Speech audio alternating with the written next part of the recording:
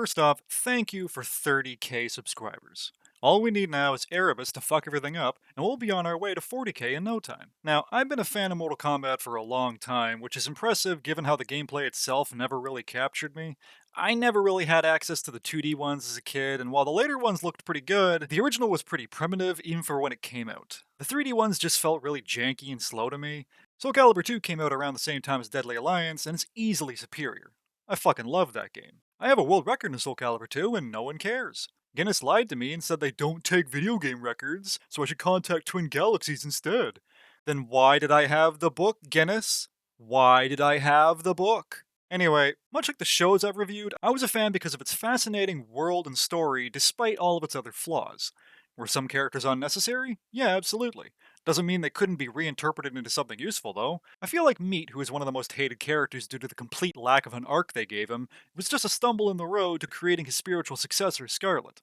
They quickly contradicted themselves in Scarlet's backstory and turned her into a weird quasi-vampire, despite vampires already existing. But I really like the initial concept. I'll actually come back to this point later. But I'm not here to talk about Scarlet. Mileena is, in my opinion, the best character in the franchise. Even the developers don't think too much of her, given that she dies unceremoniously in the game where she's supposed to be one of the big players in the plot, only to be shoehorned into the sequel's DLC to appease the fans. Despite the fact that she never comes up in the story whatsoever, even though it totally would have worked. They also seem to enjoy taunting us with putting her in Katana's friendship even before she was put into the game, and then they gave Katana her weapons, even though Katana wasn't the one who killed her, so I can't imagine how she recovered them. There's even a line of dialogue that seems passive-aggressive towards the fans when we finally got what we wanted. A million souls cried out for my return. It's ironic how most people miss the point of Mileena's design entirely, which reinforces it. They don't see past her appearance and just assume that she's some irredeemable monster like Shao Kahn. NRS actually wrote her half decently in 9, where she exhibited a childlike behavior which went away as she was suddenly forced to mature and take up the mantle of Empress after whatever the hell this was. I seem to defend a lot of the same type of character on this channel. They're all victims of a broken system. They themselves are not the major issue in their respective settings. It's not like Mileena was there at Shao Kahn's side for the conquering of the multiverse. She came into the picture at the very end, where the very realm that she's genetically tied to was already long dead. How can you expect her to care about a people or a place that she never knew? Everyone forgave Katana for being in the exact same position as her years prior. She too believed in Shao Kahn, since he posed as her father for millennia. If anything, Katana has more blood on her hands than her purple sister does. But because she's wearing the good guy color, it's okay apparently.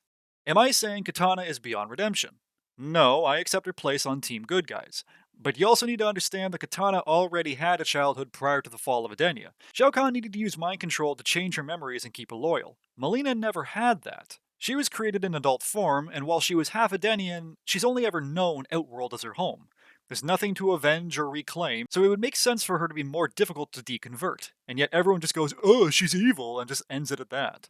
NRS isn't completely devoid of talent. They're not good at what they do, don't get me wrong, but they always have some cool ideas, it's just that they squander them. I'm going to be focusing on their timeline, since I think it has more potential for Mileena than the Midway timeline. So to recap, this is how her second go around actually went. She's created and is woken up. It's important to note that she's surrounded by previous attempts with varying levels of quality. Katana immediately dismisses her as an abomination, which she seems to regret later on, but I completely get it in the moment. She fights some people, loses because the heroes have to win, and then debates with Shao Kahn's court over who will succeed him. Despite being a newborn, she's technically his daughter, so she argues that she's the next candidate. Others, like Shang Tsung, argue that they've served Outworld longer and have thus earned the crown through merit and loyalty. This is actually a really good scene, but it's immediately undermined when Shao Kahn just makes a miraculous recovery and the idea is thrown out. Shao Kahn is later killed for good and there's a time skip. Mileena is now the new Khan of Outworld, but she lacks experience. Some uninspired new character named Kotal, whose design makes no fucking sense for a guy who's not native to Earth, shows up and challenges her rule. Apparently serving as one of Shao's generals, but we've never heard about it before. The general we do know about, Raiko, died during this time skip. The Loyalists are dwindling since it's getting harder and harder to stand by her incompetent decisions. However, she seems to have the complete loyalty of the Tarkatans, her other genetic half. Until MK11, we never actually saw a female member of the species since they weren't naturally occurring. The addition of them kinda ruins Mileena's story in my opinion, since she's no longer valuable to them as something both unique and beautiful. But yeah, eventually Mileena just gets captured and killed with no fanfare, even though she can fucking teleport. Gee, what a good use of her character. Why build her up so much if you're not going to do anything with the Civil War? It's not even Kotal who kills her, it's this fuck. They don't get to have any meaningful interaction about politics or Tanya or anything that would make Kotal an interesting character.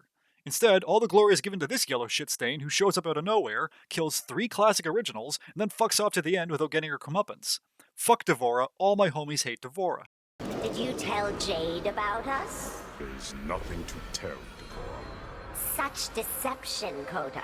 Kotal, you didn't understand the assignment! In the next game, Shao Kahn returns due to time travel bullshit, and he cripples Kotal. Mileena is not recruited along the other villains, which makes no sense.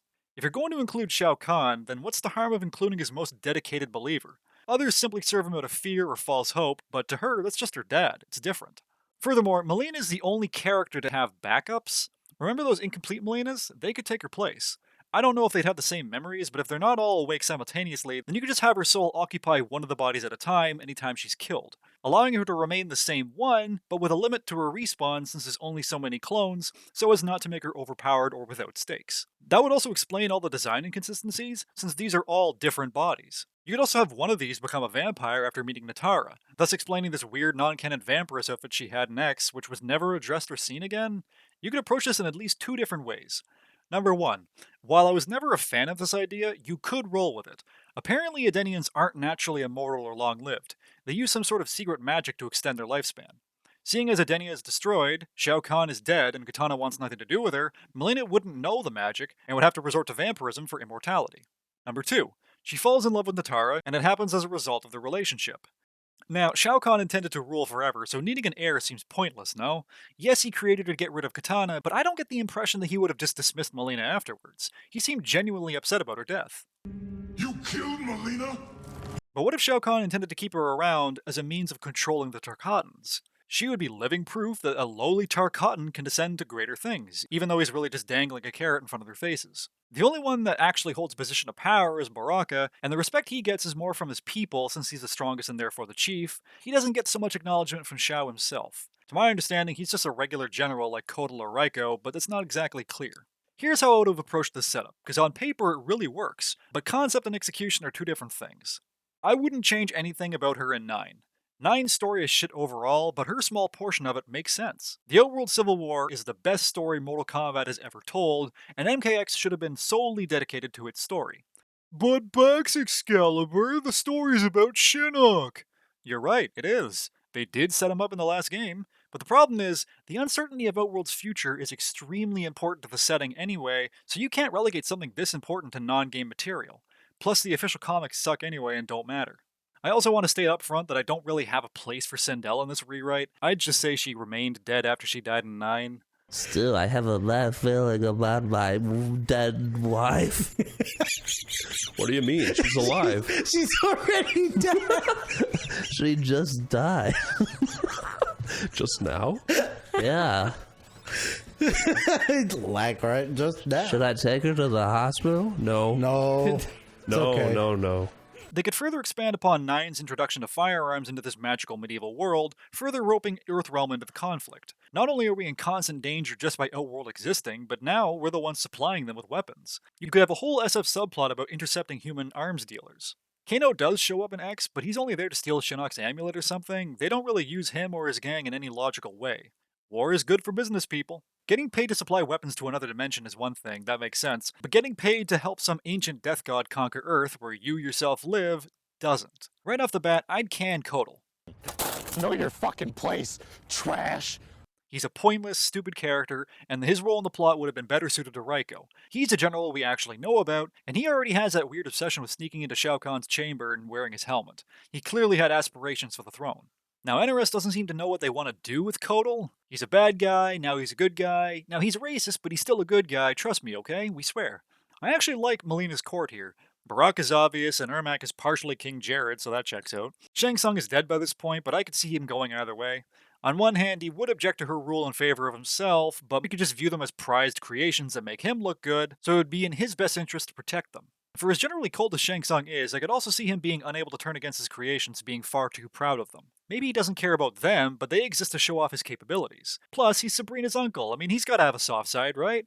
I know this isn't canon, just let me have this. Now, Raiko may not be as bad as Shao Kahn, but he's definitely not someone the Special Forces would want to side with. Having been given roughly 20 years to think about the issue, perhaps Katana no longer views Mileena as some abomination, and would rather try to help her to escape Shao Kahn's shadow. If Mileena has the keys to Outworld, and Edenia was merged with Outworld, then a Loyalist victory would potentially lead to Edenia's revival. So this is also in Katana's best interests, not just for selfish reasons, but to show her sister what could have been. Without the support of the Tarkatans, Raiko would need to recruit the forces of the Netherrealm, including Quan Chi, as well as an army of mercenaries like Aaron Black and Devora. Now, let's discuss those three real quick. If Shang Tsung were alive at this point, I could see him convincing Quan Chi to join the Loyalists as a parallel to the Deadly Alliance. He'd only be doing it for his own nefarious reasons, but while Mileena may be naive enough to trust him, I think Shang would know. But for now, he's useful. To make Quan Chi more unique from Shang, I'd lean more heavily into his demonic nature. This guy looks like a human witch doctor, but apparently he's one of these things. I like to imagine that through painful magics and hard work, he's been able to change his form into something more regal and worth respect, and while he'd have a savage strength to him like a werewolf, he'd be ashamed of what he is and lash out if reminded of it. He's not a demon, he is Quan Chi. You see what I'm saying? Now, I like Aaron. I think he's a fine addition to the roster. I mean, he's not the first guy to bring a gun to the fistfight. I think the design could use more work, and I don't like what NRS did with him, but we can fix that. I think a good way to utilize him would be to make him like that bounty hunter that Runesmith wrote. I'll link that video in the description. It's pretty much exactly how I'd want to write Aaron. Maybe Aaron was a guns-blazing hothead in his youth, but over the years he's developed into more of a saboteur than a gunslinger. Pays vendors to sell his targets poisoned goods, leads them into fights that exhaust them so he can pick them off afterwards, that kind of thing. And Devora, well, here's the thing. I don't hate her conceptually. I think a mobile hive in the shape of a humanoid, but isn't actually alive itself, is a brilliant idea. Kai Tin is the dumb as shit name, though. No, I only hate her because she was retconned into the old timeline even though she never existed back then, and kills a bunch of beloved characters despite being a newcomer. But I think she could work if toned back. Honestly, let her kill Mileena. It wouldn't be the last we see of her anyway. However, I wouldn't have her die like this. What's stopping Mileena from biting Devora's face off? Instead, I'd have her incite trial by combat, and Devora would kill her in a fair fight. While I'm not a fan of the new characters like Jackie or Kung Jin, I think the story could more or less play out the same, except for Mileena's execution, with the exception of Kotal being replaced by Raiko, and all the context differences that would carry, such as the Osh-Tech being replaced with demons. Afterwards, Tanya's plan would fall apart, and all that time she spent manipulating Mileena didn't amount to anything. Plan B would involve approaching Katana as an Edenian refugee. She would then go into hiding for a while to plot out her next move, evading capture instead of ratting out Rain for leniency. Rain would reluctantly work alongside the heroes if it means reclaiming Edenia, so that he can finally obtain his birthright. He's a lot like Mileena, actually. It's just a shame that, like Prince, he's so fucking insufferable. Like, he's a fascinating character, but there's a reason I like her and not you, buddy. Ugh. Shortly after her execution, Mileena too would wake up. This would be where she meets Natara. But being a vampire has a drawback, since that makes her undead, and Quan Chi would be able to easily manipulate her, being a necromancer. She could be forced to put revenge on the back burner and be one of Shinnok's followers for the remainder of MKX. Natara, Scarlet, and Mileena would all be killed in the finale, with Tanya by the good guy's side and refusing to save her being the last thing she sees. Following Shinnok's defeat, Mileena 3 wakes up, enraged that Tanya never actually loved her, which would make her future decisions even more sloppy since she's not only held back by inexperience, but now she's unfocused. She would develop a sort of hatred for Edenians and retreat further back into her outworld ties. She never knew her supposed home, her sister rejected her and opposed her father, and the one person who accepted her was lying. In her perspective, Edenians are just an arrogant, prejudiced people and have brought nothing but suffering. This would lead to an identity crisis. Bullshit you can imitate Katana. Not with that mouth. Now do you believe Cabal? How in the hell is that possible? I don't think she does an impression of Katana. I think she naturally has Katana's exact voice, but forces a different one to strike out as an individual. She would return to Outworld too late, however, as Raiko has seized control of the throne in her absence. With nothing left to lose, she gets to work on usurping Raiko. She and the Tarkatans would employ guerrilla warfare and surprise raids on Outworld supply lines as he prepares to conquer Earthrealm like his predecessor. Under the guise of Katana, Mileena would travel to Earthrealm and strike a plan with Sonya. She will hire Kano to assassinate Raiko with Black Dragon and Tarkatan support, and during the confusion, the SF will move in and finally take down Kano. Everyone wins. This is where I'd use that scene from the actual game since it makes way more sense here. The attack would be a success, allowing Mileena to finally take the throne like she always wanted. However, because Eren was aligned with Raiko, this is where he would fatally wound Jax, either benching him until Kronika needs him, or just killing him outright to force Jackie to replace him. Now, I reject Chronica as a plot element, I'm just saying you could fit this in there if you wanted to. Mileena would now have access to Netherrealm assets such as Hellmount Cavalry. Though, with Quan Chi's death, the Revenants can't be used against her enemies, and she can't easily control the demons herself. Shao Kahn's hammer would either be destroyed with the rest of his body, or too heavy for her to lift, so she would replace her size with Raiko's imitation hammer. Her first order of business would be to pardon Reptile, as he would gain nothing by killing her, and then she would meet with ambassadors about the regime change and what her intentions are. She would send Baraka as a representative, fearing a similar assassination attempt by the SF. He's tasked with informing them that she'll leave Earthrealm alone if they turn Tanya in. This would be denied. However, Katana would approach Baraka with a proposition. Unlike Tanya, Baraka doesn't need his realm restored. The Tarkatans just want acceptance, given their long history of being someone else's warrior slave race. Katana would highlight that Mileena's only using them because they view her as one of them, but in reality, all she cares about is the throne. If Katana were Khan, however, she would accept his people as equals. He would understandably be skeptical or even offended, but Katana would ask him if he's ever been thanked by the Empress, if she's ever done anything to improve their lives, or if she's just used them as instruments of war like Shao Kahn did. If nothing else, she would urge him not to be hasty, as she wants to make one last attempt at getting through to her, and hopefully getting her to resign without bloodshed. Baraka would consider this and return to Outworld, but not before bringing up the rumors that she's been killed before and it didn't slow her down. Katana would reassure him that Shao Kahn was also once believed to be unstoppable. Given that D'Vorah should be somewhere closer than Tanya, Mileena would then start a search effort for her. She would stay behind to avoid getting caught in a trap, and she sends Ermac and Baraka to lead the parties. Meanwhile, she would hire new court wizards to help Reptile's plight in exchange for his service, though they would be far less impressive than the ones her father employed, taking much more time to produce results. During the search, Baraka would have a small talk with Ermac.